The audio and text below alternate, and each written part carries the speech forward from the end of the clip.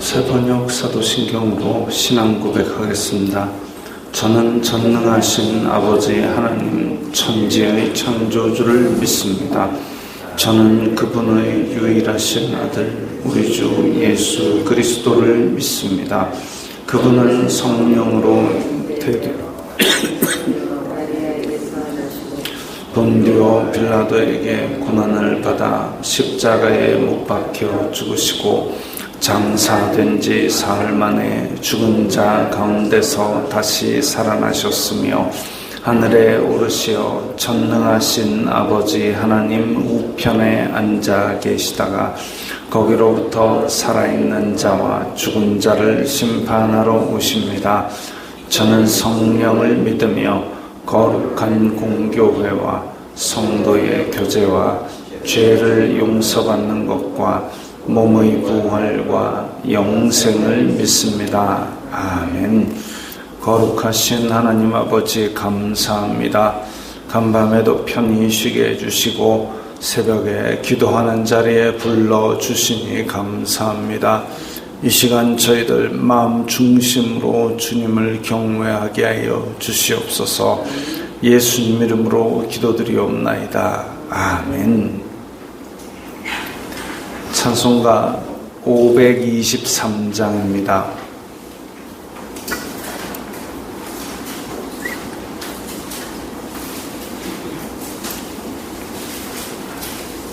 찬송가 523장입니다.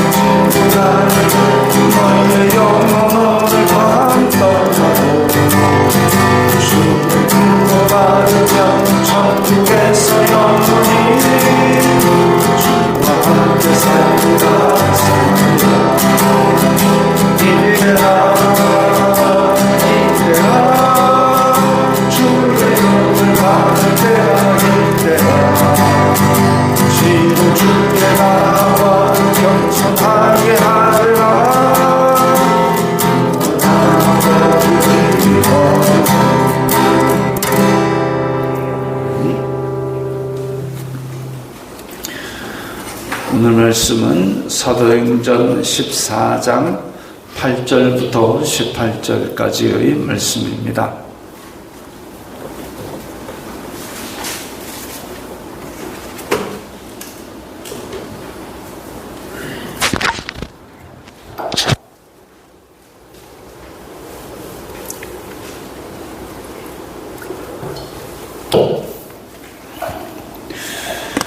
사도행전 14장 8절부터 18절까지의 말씀 함께 읽겠습니다.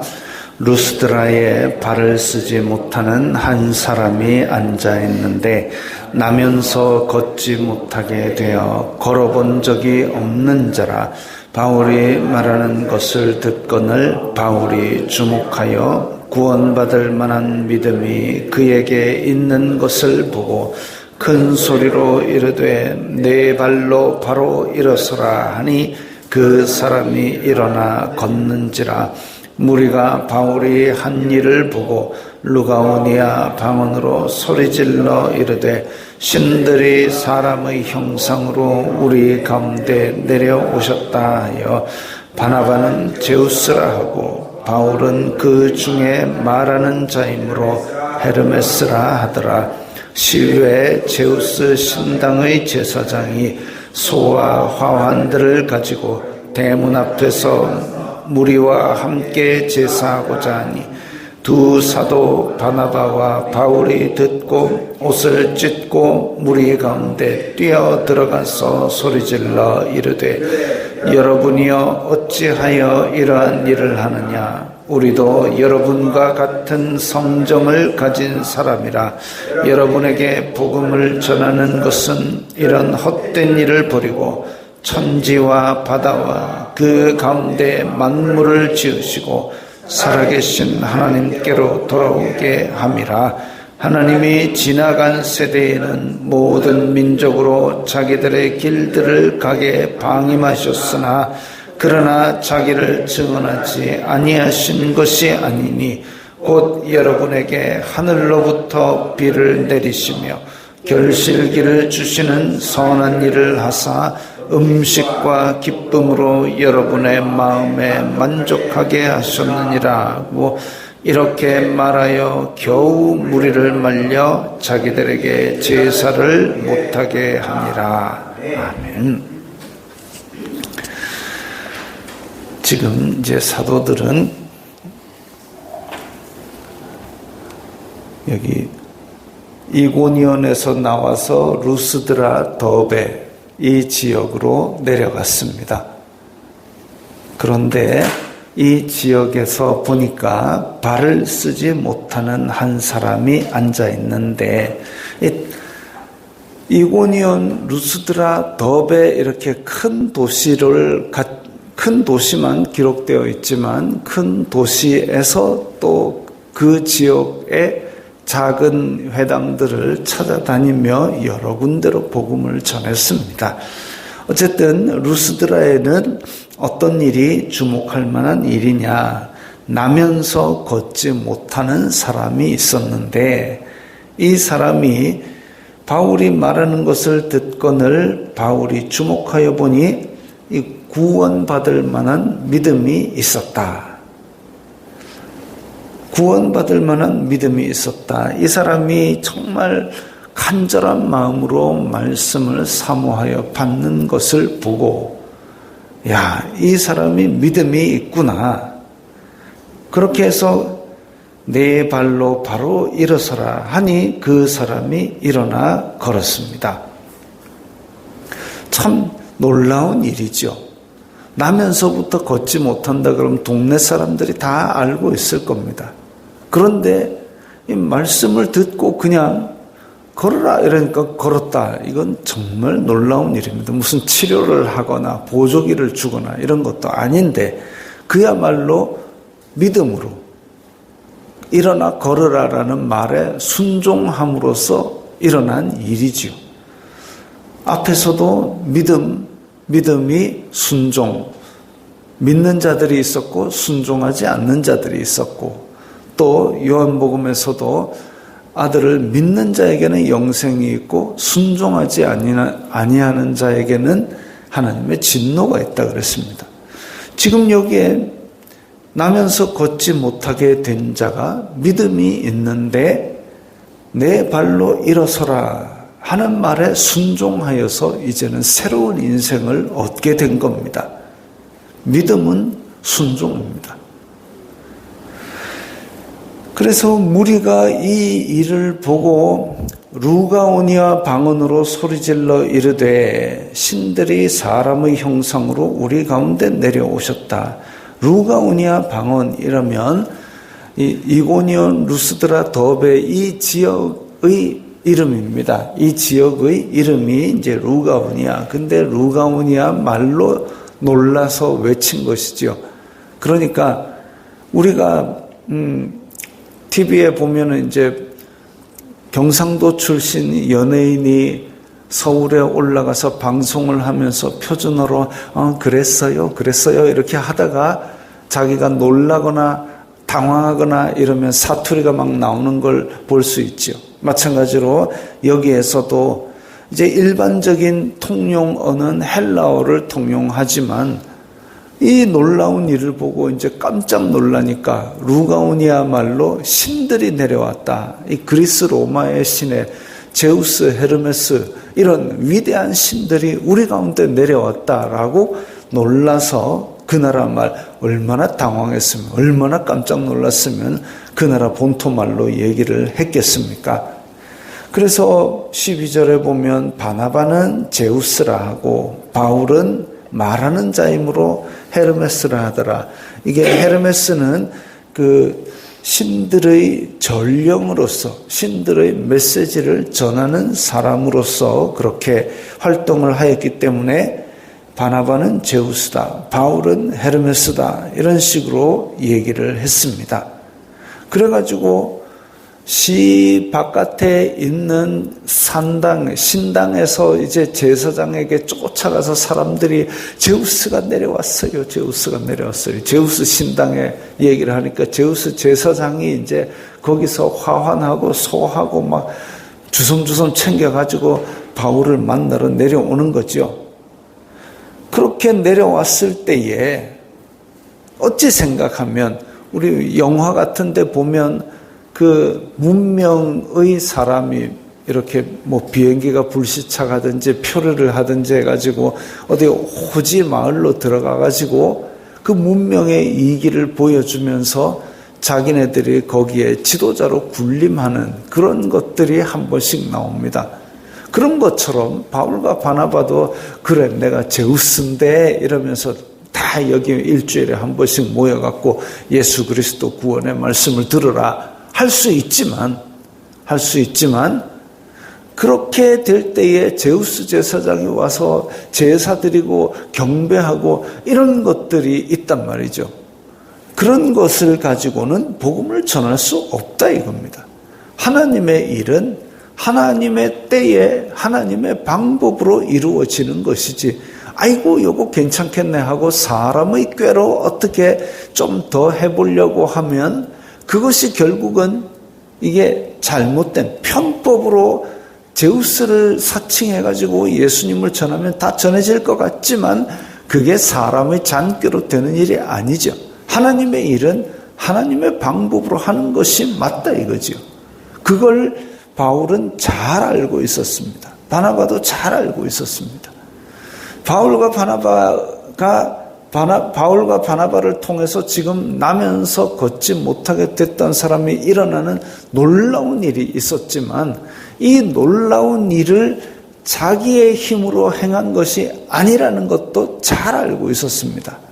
그러니까 옷을 찢고 무리 가운데 뛰어들어가서 이러지 마시오. 우리는 당신들과 똑같은 사람일 뿐입니다.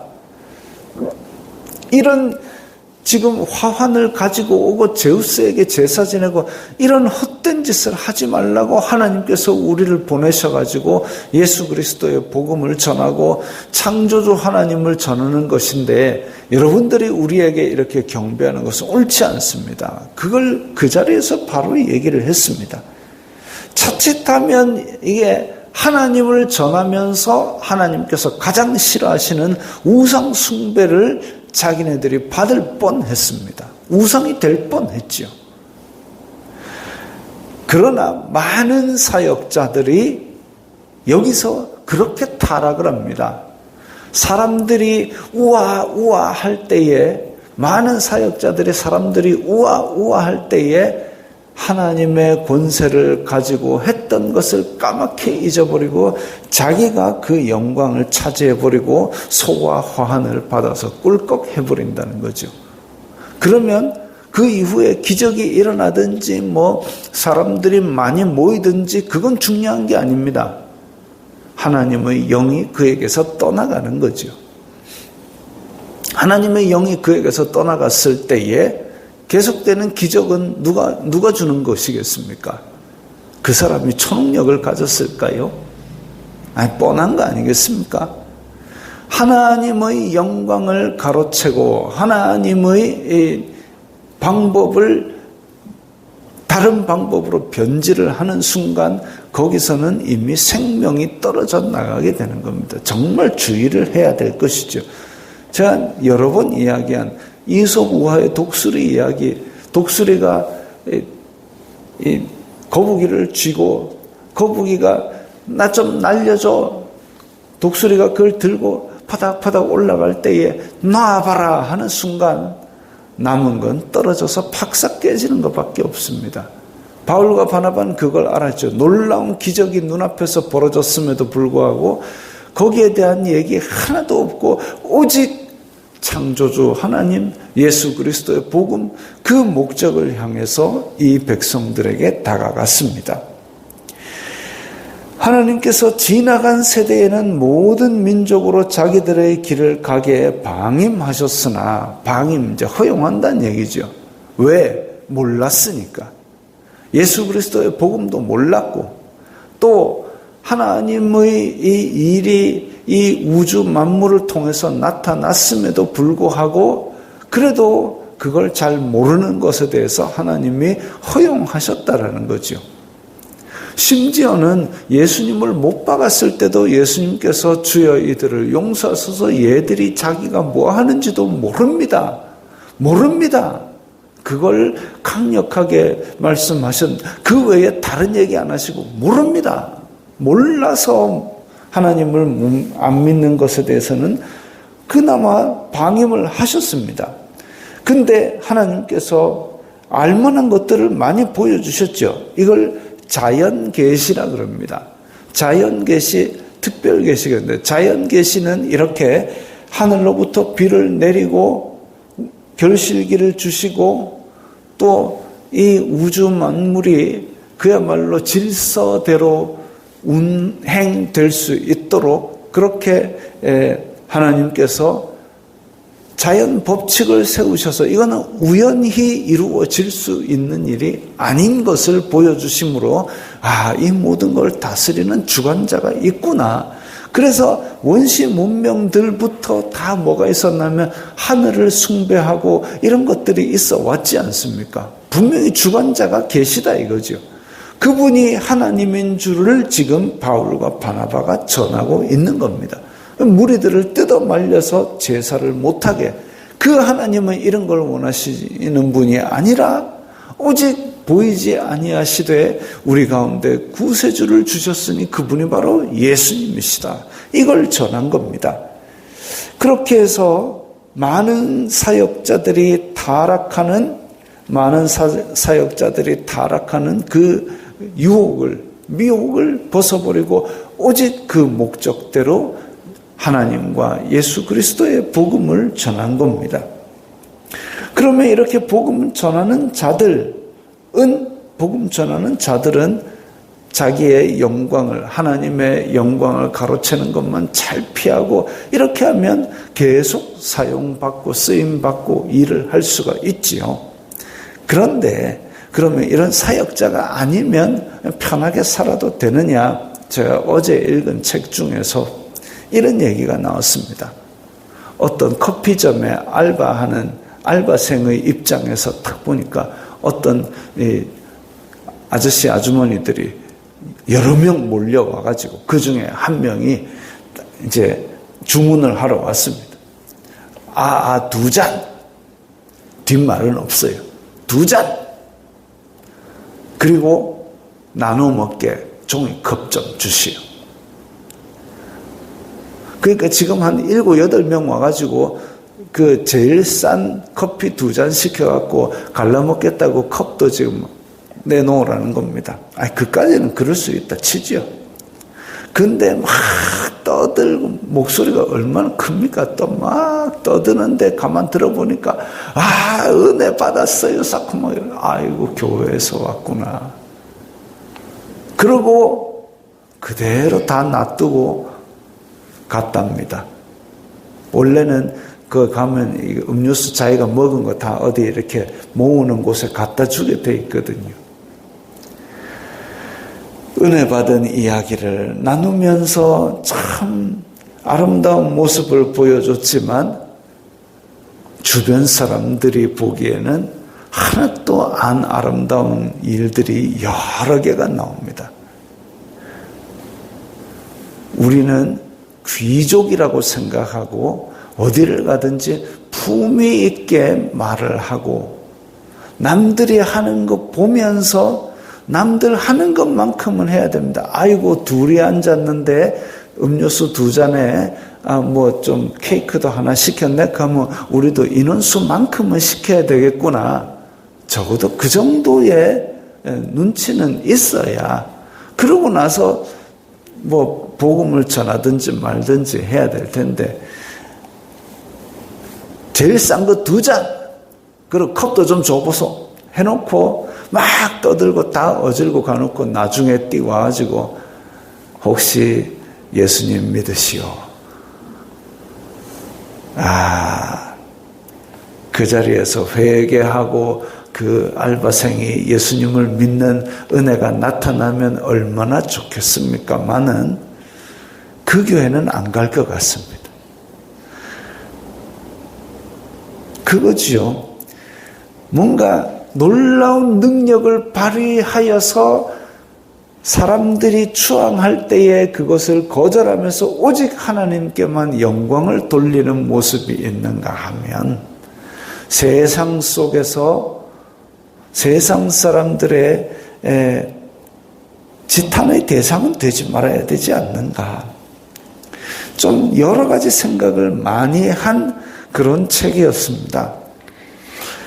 어쨌든 지금 하나님께서는 우리의 여러 가지 것들을 아직까지는 방임하고 계십니다. 몰라서 그러려니 하고 방임하고 계시는데 우리가 지금 이 세상 속을 살면서 정말 하나님의 은혜들을 맛보면서 이것도 하나님의 은혜. 제가 또 어제 이제 우리 교회 단톡방에 올린 영상에 보면 내가 경험하는 이런 평범한 일상 마시고 먹고 하는 것들도 이게 결코 우연이 아니고 다 하나님의 은혜구나라는 그런 것을 볼 때에 우리는 먼저 하나님을 아는 자로서 이 은총을 입어서 하나님의 은혜임을 알게 되었다면 이제 이런 것들을 세상 속에 전할 때는 세상 사람들에게 설득력 있는 방법으로 나아갈 필요가 있지요. 우리가 하나님을 존귀하게 생각한다면 그들도 하나님을 존귀하게 대할 수 있도록 우리가 그런 모습을 보여야 되는 겁니다.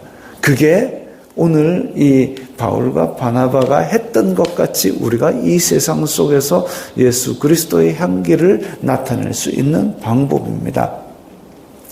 이와 같이 오늘 하루도 존귀한 사람으로서 하나님을 존귀하게 높이게 만드는 그런 일들을 하시기 바랍니다. 기도하겠습니다. 거룩하신 아버지 하나님 감사합니다. 저희들을 존귀한 하나님의 자녀 삼아주셨사오니 저희들도 오늘 하루를 살아갈 때에 존귀하게 살아가면서 다른 사람들이 우리의 모습을 보고 하나님을 존귀하게 높이도록 인도하여 주시옵소서. 예수님 이름으로 기도드리옵나이다. 아멘.